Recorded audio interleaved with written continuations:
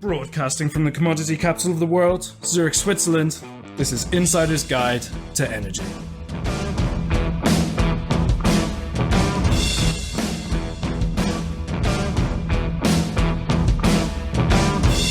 This edition to Insider's Guide to Energy is brought to you by Fidectis. Go to www.fidectis.com for more information.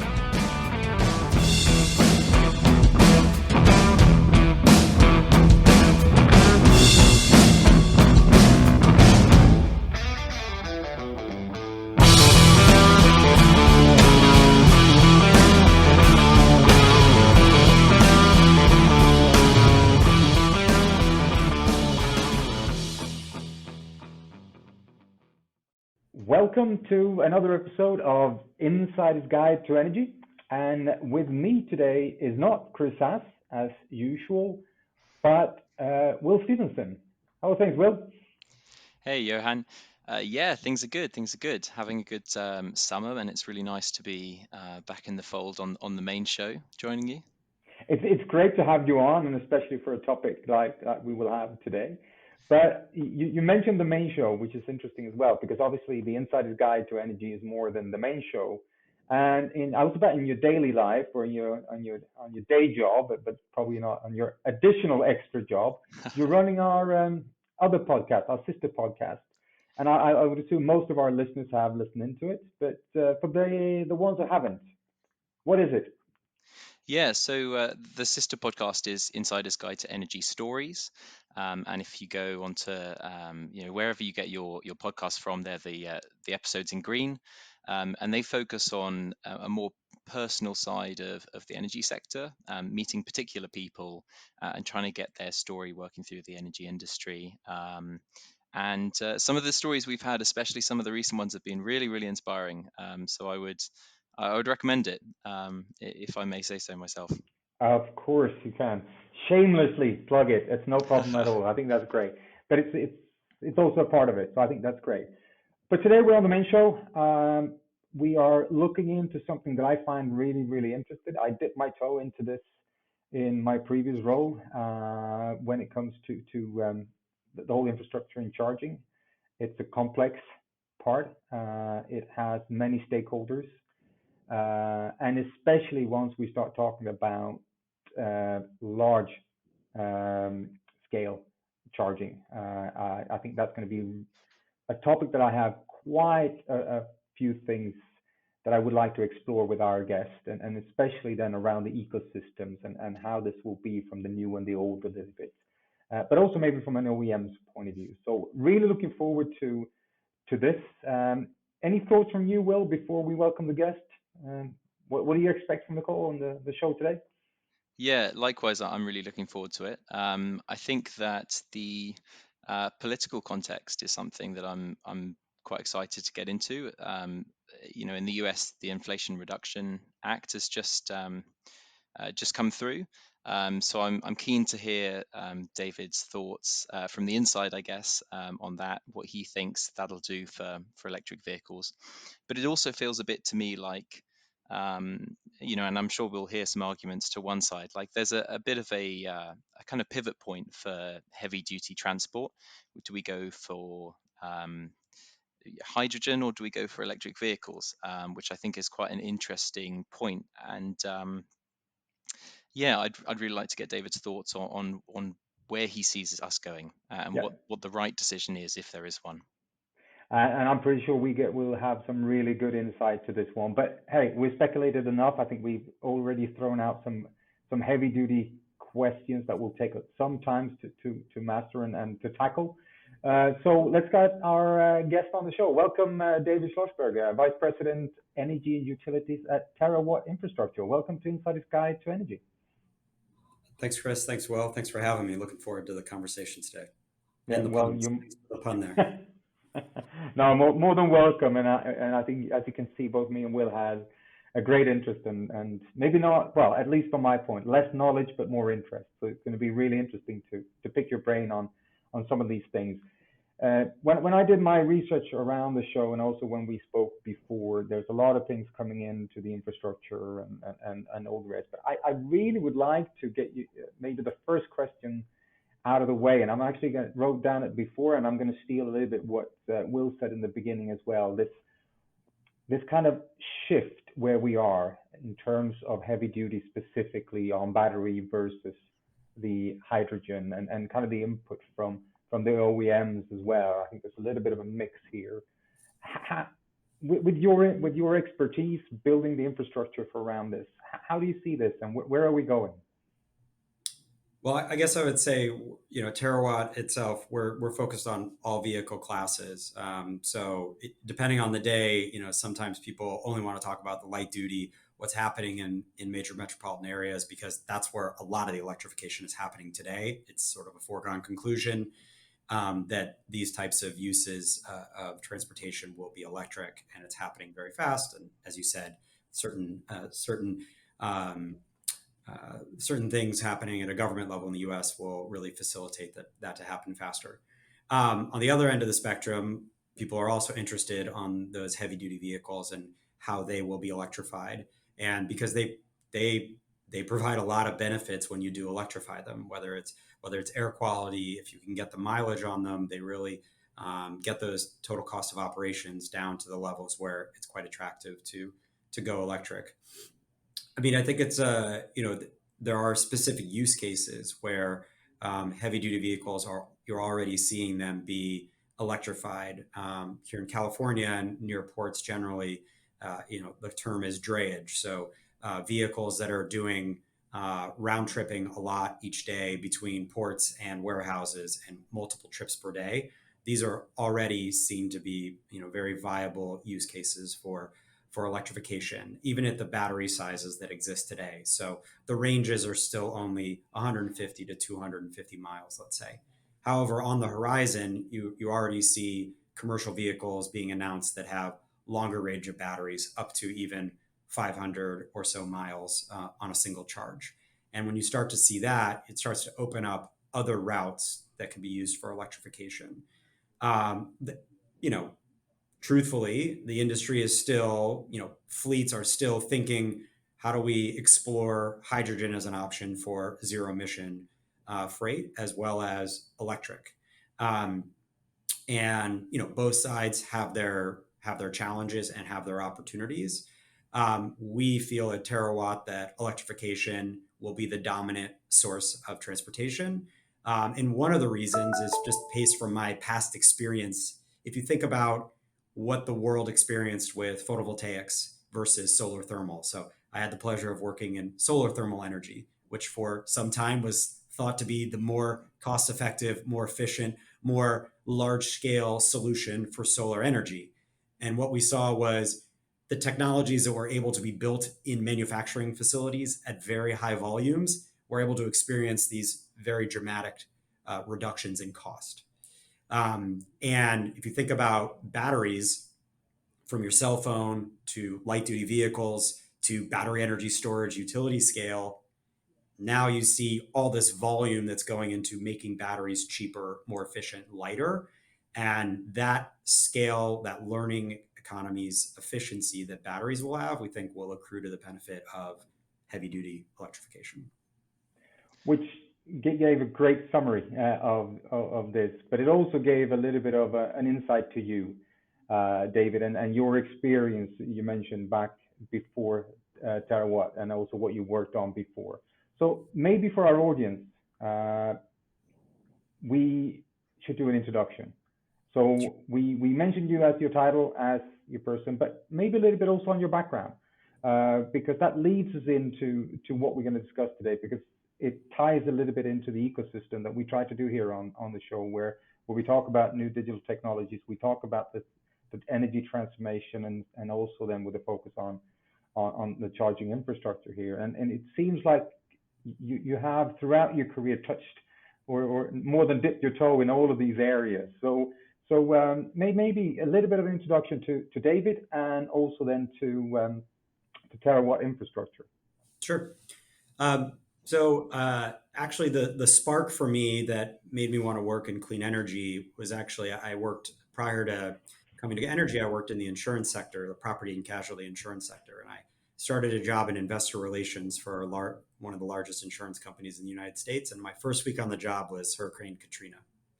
And, really seeing firsthand what was happening to our changing climate, and the attention the insurance industry was getting around the world is changing, what is happening in our economies, what's happening in risk taking to respond to it. And it was that kernel that said there's going to be this investment to help our planet address the climate crisis. And so I decided I wanted to make my career focused around energy.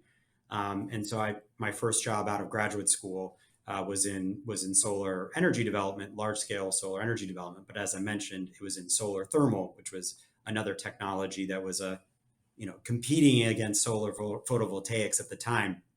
And what we saw was just dramatic cost declines in an industry that was able to produce volume and get their costs down, and then get those soft costs down by really developing over and over again and at scale. But following my time at working in solar thermal, I was able to transition to the sort of customer side, the digital energy side, working a little bit at Google on some energy projects, and then slowly made my way to the EV charging sector, which is really that combination of infrastructure and large infrastructure where I am today, as well as the digital energy economy.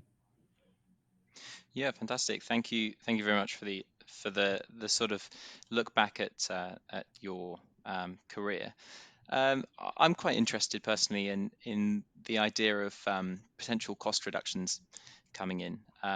You talk about batteries as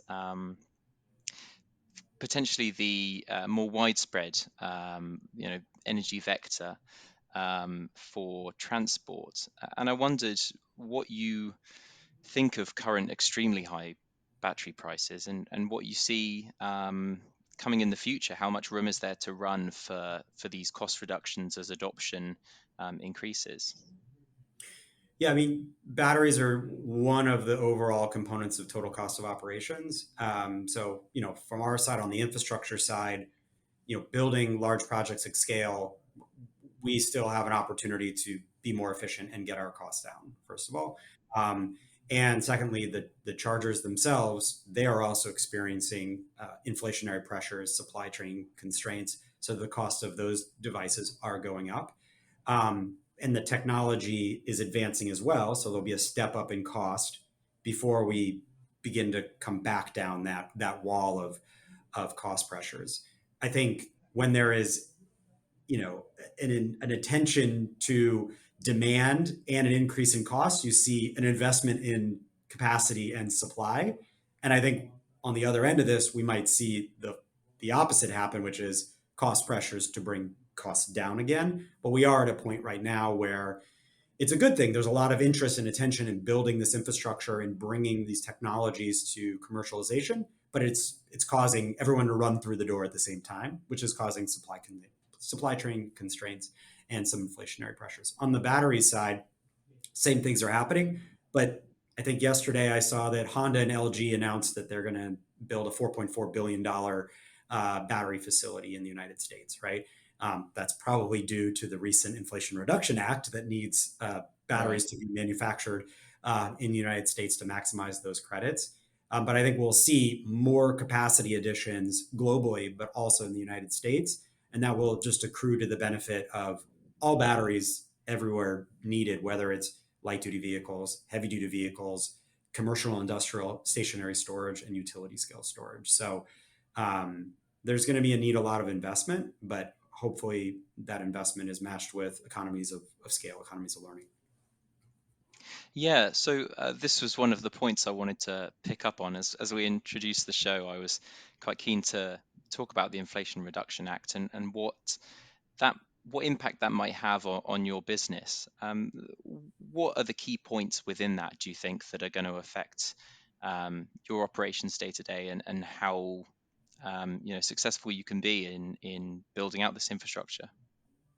Yeah, I mean, first, I'll give a brief introduction to TeraWatt Infrastructure. So TeraWatt Infrastructure was purpose-built to be the location for commercial vehicle fleets to do their charging. So we are a real estate owner, first and foremost, and we develop that real estate to be charging infrastructure, electric vehicle charging infrastructure, targeting commercial vehicle fleets. We got our start back in 2018. The founders of the company actually saw this. They saw the Inflation Reduction Act. They saw the infrastructure bill in the future, even though they didn't know exactly what shape it would take. And they saw the vehicles likely to come to market. And they said, there's just going to be an absolute lack of charging infrastructure and places to put that charging infrastructure. And so what can we do now to position for that, massive transition? So they started acquiring property in key logistics areas, around distribution centers, warehouses, and on highway corridors. So to get ready for the day when it tipped, right? And we're there, right? The vehicles are here in mass on the light duty side, and the vehicles for the medium and heavy duty side are starting to come to market. So in 2021, they realized this strategy it's great, but we need a team. We need a real strategy around this land portfolio to bring it to life. And so they hired Neha Palmer, who was at Google developing data centers and renewable energy for data centers for the better part of 10 years. And so understanding what it takes to bring large scale electric infrastructure to market, and also understands that there's this trajectory of change that sometimes it's hard to imagine. When data centers were started, they were smaller, more manageable energy assets and computer facilities. And now they are, hundreds of megawatts, if not a gigawatt of demand in one single place. We're not expecting EV charging facilities to be that large, but we do expect them to go through a scaling that is not really understood or expected necessarily today. Now, we expected that to happen without the infrastructure bill, without the Inflation Reduction Act. What this does is this actually just bring it, Neha likes to say, buy down timelines. Well, essentially, the government has bought down those timelines to make these things happen sooner by bringing down some of those costs, but they were inevitable. And now they're going to happen sooner because it'll be easier to get those cost reductions, easier for fleets to make that operational change, that decision that they want to do this. So, as we think about it, there are a couple of key accelerants coming out of the Inflation Reduction Act. One is the commercial vehicle tax credit. So we're not a direct beneficiary of that, but as I like to say, anything that helps, adoption generally in the market is helpful for those that are providing infrastructure to that market, because there's just more demand and there are more constraints, right? I can't just put a couple of level 2 chargers on the back of my building. I really need a place to charge lots of vehicles, move them in and out, and maybe that place is not where I live today. So the Inflation Reduction Act, it doesn't necessarily target the heaviest of vehicles, because the credit caps out at $40,000 per vehicle. And so if you think about the cost of a Class 8 vehicle, that $40,000 is helpful, but it's not a full 30% tax credit because it maxes out at $40,000. So that is still very helpful for commercialization of fleets. The second piece that's more directly relevant to our side of the business is the alternative fuel infrastructure tax credit. So some of your listeners may know the tax credit is called the 30C. Don't know how they come up with these, but it used to be for your home charger to campuses or whoever was installing charging infrastructure. However, it was limited to $30,000 per project. So one charger or 50 chargers, still $30,000, the limited tax credit. So it wasn't really moving the needle on cost. Now the tax credit has moved from $30,000 to $100,000, but it's actually per EVSE, per charging station, rather than per project. So now it scales with very large projects with multiple chargers. Now it really makes sense for a fleet facility, if you will. Now, one of the interesting nuances, if you look at the Inflation Reduction Act, there's a lot of imperatives from the Biden administration around environmental justice, social justice, investment in disadvantaged communities. But each component kind of pushes on different aspects of that. None of them include all of those requirements. So for infrastructure tax credits, it's only available in low-income areas and rural areas. So it's really driving investment in this fleet electrification and charging infrastructure into areas that are more depressed, haven't received overall economic investment as much as other areas. And so that actually works very well, to be honest, for charging infrastructure for fleets. These are actually places where fleets have resided before. If you think about lower income areas, places that have pretty poor air quality, and if we can retrofit existing sites or move to other sites in the area with electrified transport, that will have a major impact on air quality and also new jobs for construction and new energy jobs for operating that new technology. And when you think about corridors, being able to go long distances, a lot of those sites could be in rural areas. So it's quite meaningful in the areas of fleet electrification, I would say. But isn't it also then, I think one of the challenges with this is that if you look at low income areas in terms of building infrastructure, apart from having it into warehouses and kind of centralized areas of distribution, there's also a discrepancy between the cost of a car, an electric car, and infrastructure. So it sounds very good that we move in also to low income area to building the infrastructure, but if the car is too expensive, it's not going to move the needle for specifically the people there, which I think is one thing.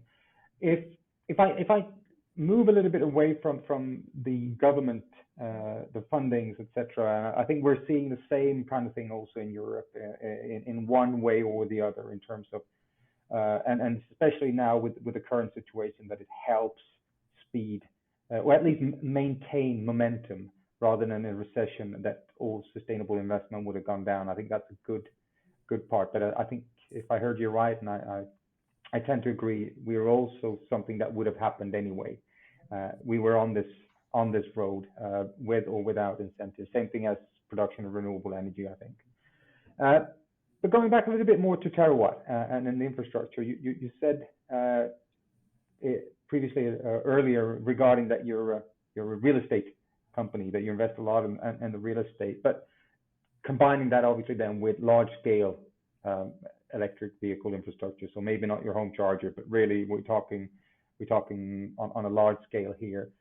So tell me a little bit more about in this part from the properties and the real estate to the infrastructure. What is TeraWatt's role in this new kind of infrastructure? What role do you play? Because no one will do everything. So yeah, what do you do?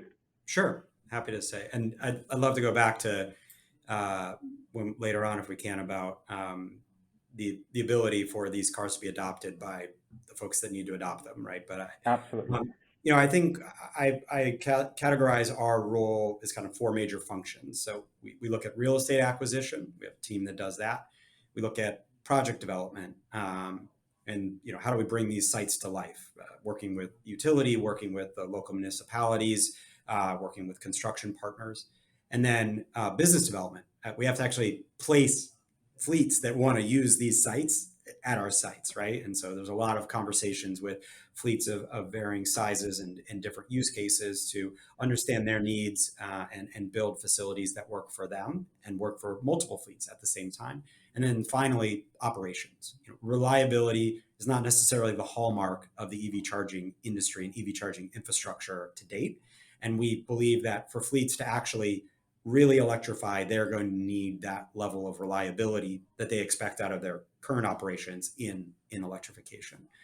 So we see ourselves as an owner operator and a landlord, if you will, for those fleets and to maintain those facilities. So one thing we are buying charging stations from the highest quality manufacturers to place at our site. So that's not a role that we're in. But we're helping to advise our customers on, what is the technology that should be used at these sites in order to meet their needs, right? What is the technological needs, digital needs that they have, and we make sure that they're delivered to the site and that they can interact with them, and then also what's going to be reliable for them over the long term, and taking that burden of maintaining those chargers off their hands, and they contract with us for that same level of reliability. Interesting. So how does that mean in terms of your business model, where do you make the money? So because there's a number in any ecosystem that is built, and especially in the transforming ecosystem, that there's an opportunity in a number of different swim lanes or in a number of different areas to make that. Either you're the platform provider, you're the customer interface in terms of having the relationship with the customer. In this case, in many cases, you could also be the producer of the energy and the energy provider.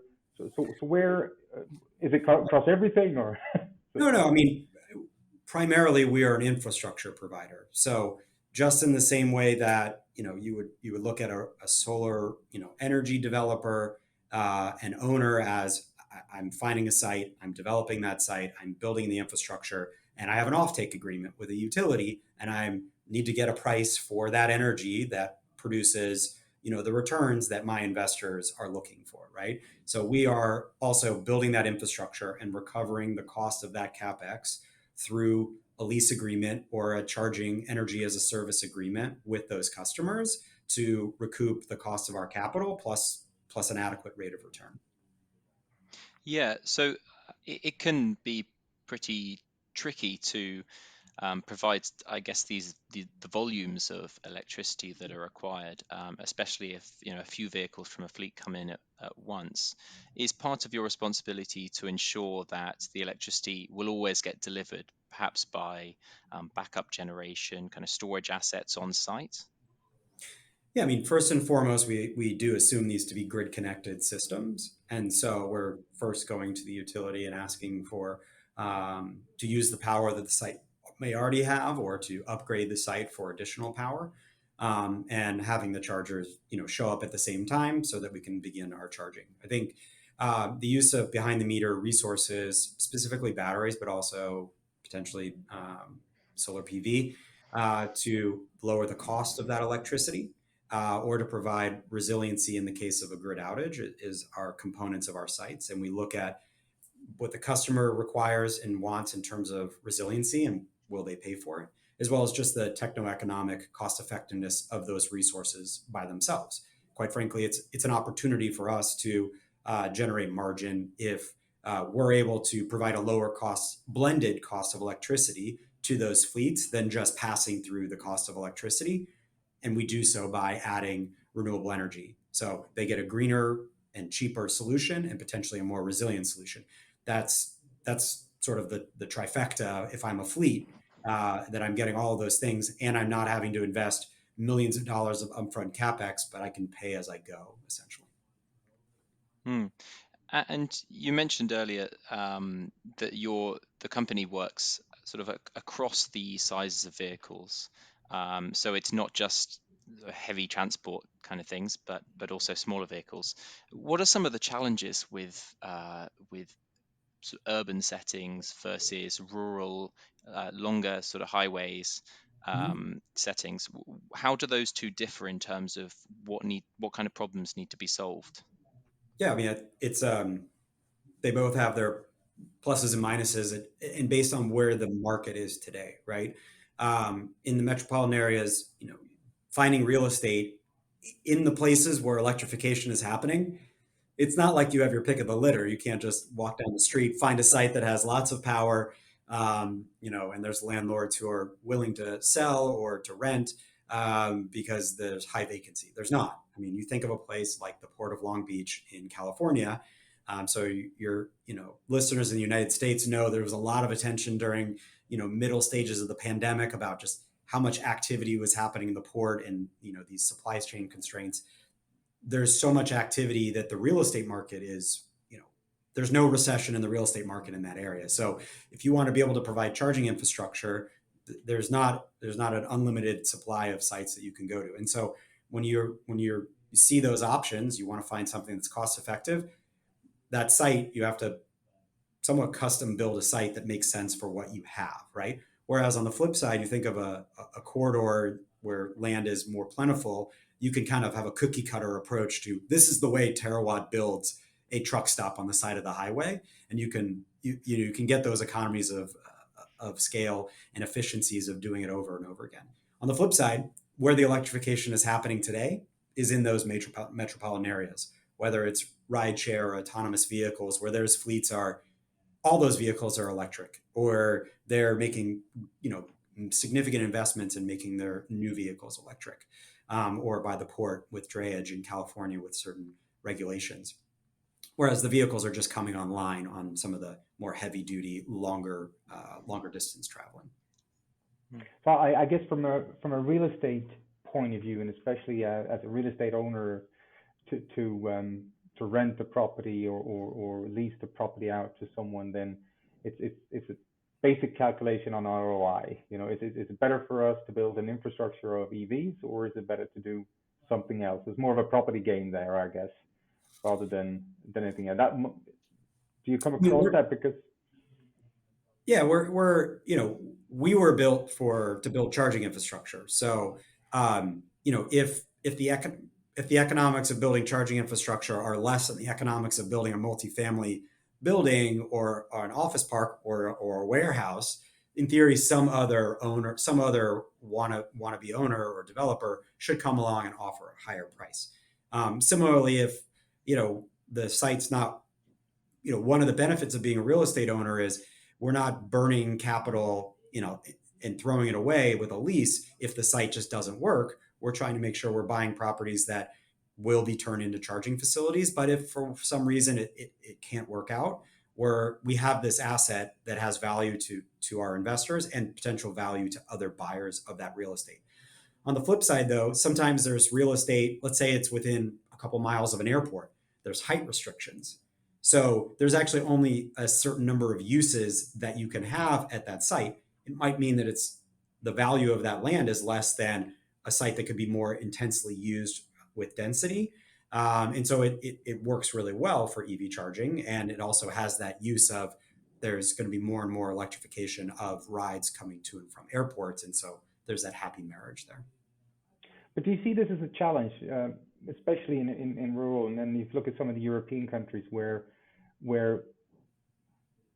rideshare and sharing of cars might be more common, at least the growth of some of these areas, and where that will have a challenge then, because real estate becomes too scarce, and it's difficult then to find the opportunities to build this infrastructure, especially in some of the key rural areas. Or is it still a viable business case long term to do this?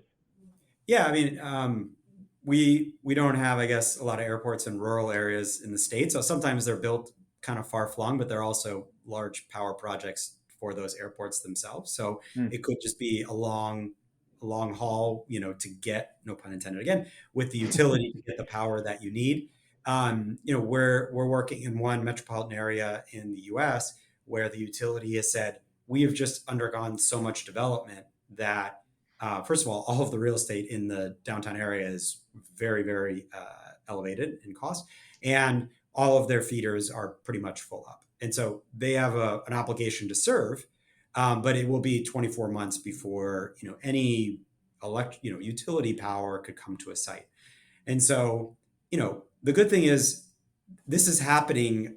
It's happening fast, but it is still a ramp, right? And so if you have a longer, more patient approach to looking at metropolitan areas and seeing where the activity is going to happen, you can start making those investments today to bring on that infrastructure and talk to those fleets about where do you want to be. And it might be that being outside of that major metropolitan area could be the most efficient thing to do from a cost of charging, a cost of real estate, but it also meets their needs. And so it's constantly that conversation: where do you need to be as a fleet, and how much is that going to cost, and coming with that happy marriage for us and them.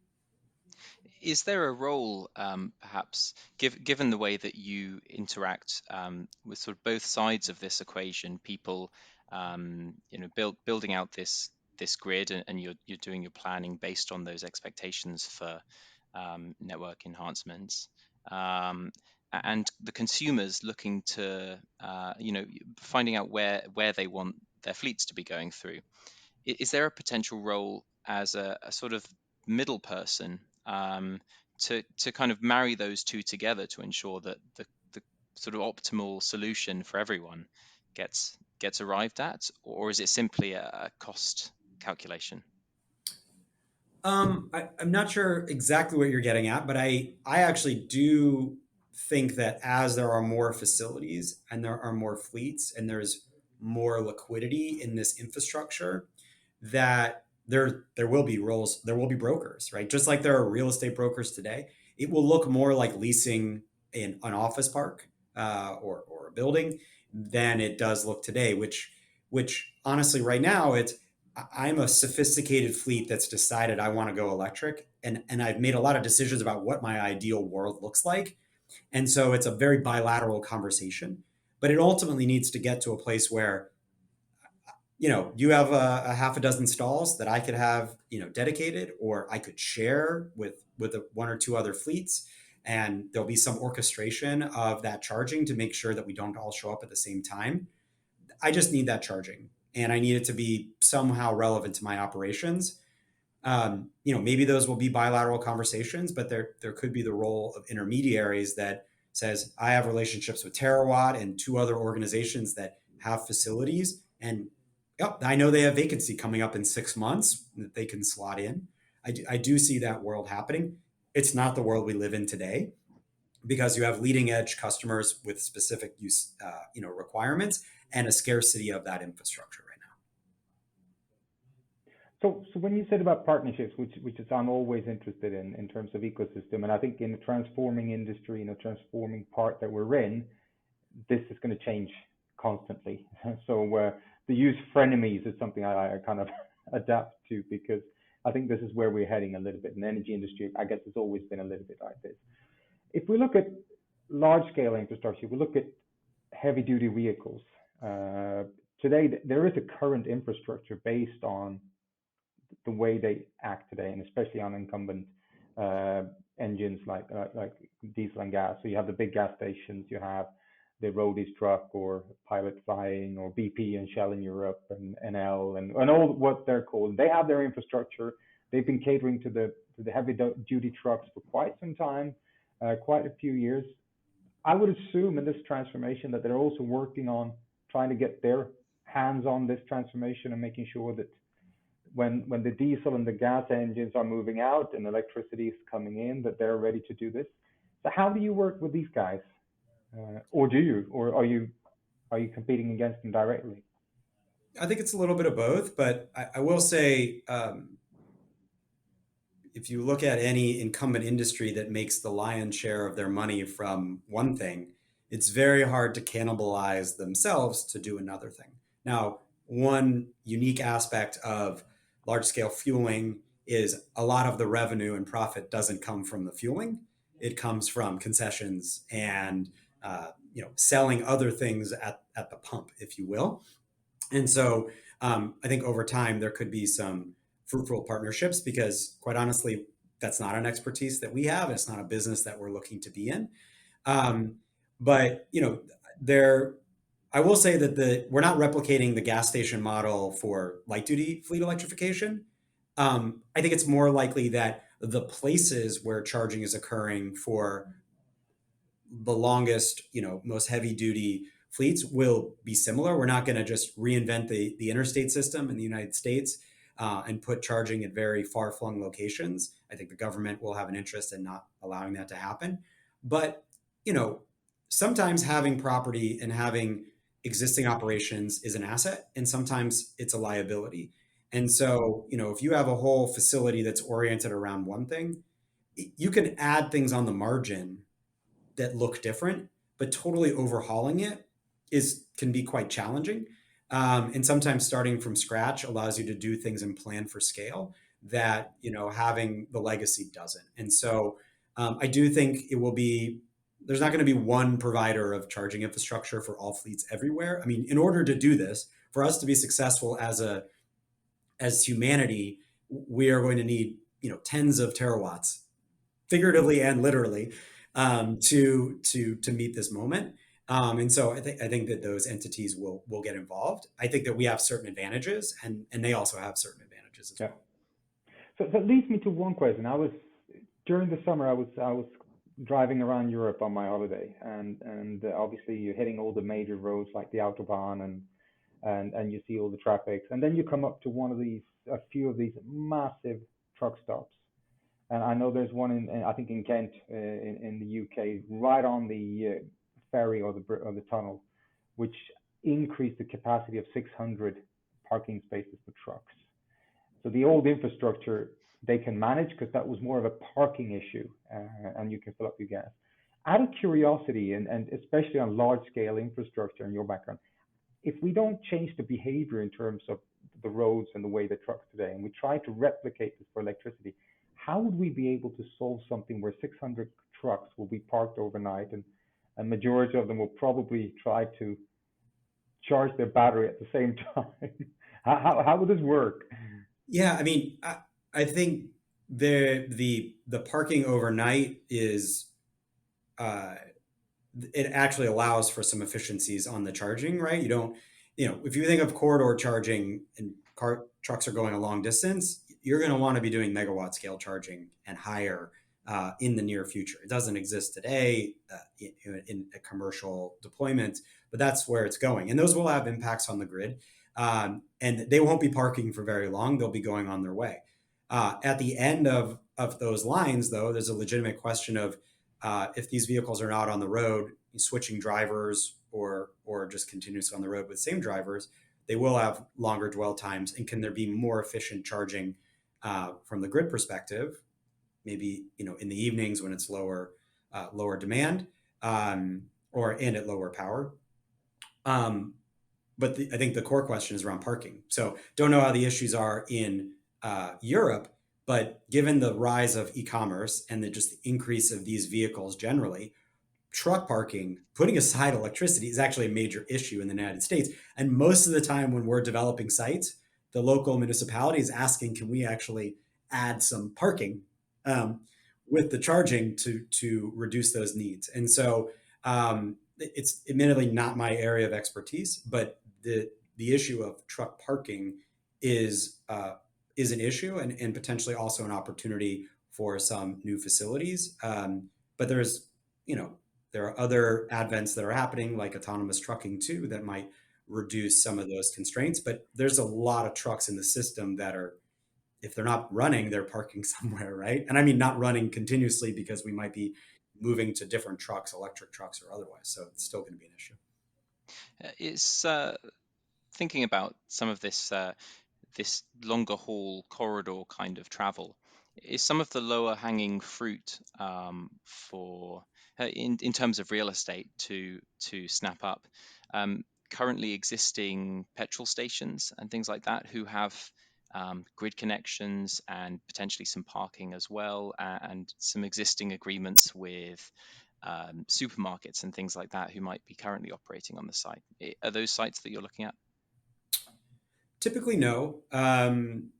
Mostly because they're, when those are for sale, they tend to be part of portfolios, right? And they're specialty private equity type firms that sometimes buy, 25 independent, truck stops. I mean, there in the U.S. there are very large truck stop chains, organizations, but it's still, if you look at the pie, it's still majority independents.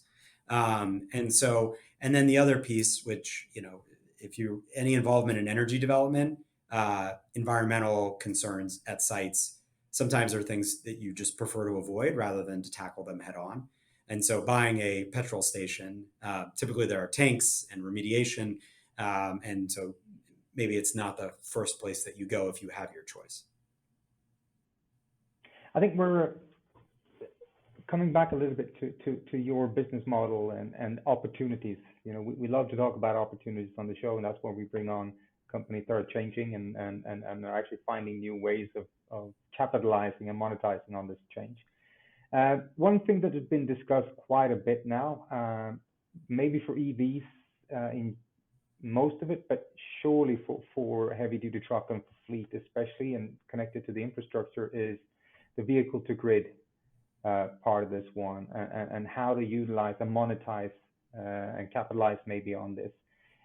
How do you at TeraWatt look at vehicle to grid, and how does that fit into your kind of approach and your business?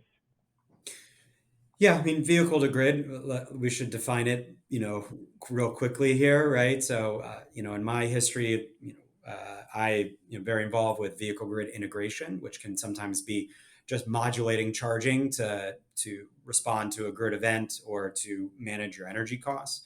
But if you think of all the way taking electrons from a vehicle and just putting them back onto the grid, um, that is very use case dependent, right? So there are certain use cases, especially in the US, that are well understood as being great for vehicle to grid. I mean, the one is school buses in the United States. These are vehicles that, especially over the summer, are sitting around in the middle of the day when it's quite hot and the grid could be constrained. So it's a great time to be able to discharge the battery. And even during when school is in session, they're sitting around in the middle of the day before they go back out. And so there's some capacity to be able to do that. When you think of the fleet use case, you want these sites, especially the sites that we develop, we want them to be highly utilized. And so, having, vehicles that are standing by to be able to discharge is sort of the exception and not the rule.